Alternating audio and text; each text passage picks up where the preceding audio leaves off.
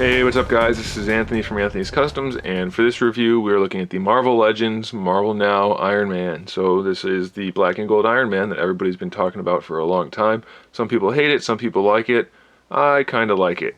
Unfortunately, it is like the exact same figure we got before, just in a different color. That's not to say it's a bad thing necessarily, because that figure was pretty good. As you can see, it has a lot of nice detailing. Funny thing I think about these Iron Man figures, they look far more accurate from the side. Like right there, everything is nicely proportioned, looks really good. From the front, we start to lose a little bit of it, but it's still a pretty darn good figure. I think they did a good job with these guys. Downside is the shoulder hinge for the armor. It's pretty hard to pose that looking properly with the arm out. It's going to look a little bit awkward. Not horrible, but not great. Looks much better all the way down.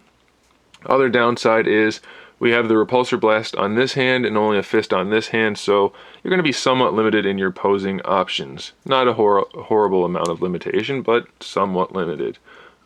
Last bad thing about this guy, well, two more. One is that it's a wide-jointed hip, which isn't a big deal because you can just rotate it around and it's fine. The bad thing, though, is the ankles are still horribly under-articulated. It's just kind of like a peg that wiggles around, so that's not good at all. Otherwise, he looks pretty good. They did a good job with the paintwork. The gold's all pretty gold. The red circles that are on him are pretty much red circles, so that's good. And then the repulsor has a little bit of a glowing effect, or the arc reactor looks pretty good also. He has no paint really on his back other than on his calves. So I think they might have forgotten to do some there. I guess it's his back, so it's not super important, but it would have helped the figure look much better. Same articulation as before, but I'll run through it quickly. You can bring the head that far back, which is probably enough for a flight pose. All the way forward, swivel around. You already saw the shoulders, full-on ball hinge. Bicep swivel, double jointed elbows, wrist swivel and hinge. Diaphragm joint for the torso, which actually works pretty well, so I'm okay with that. Wide jointed ball hinge hips.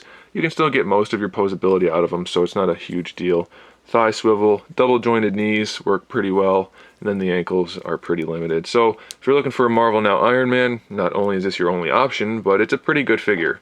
If you are familiar with the figure that this is based on, the base figure that is, then you will know exactly what you're in for, and you should be just fine with that. It's a good figure.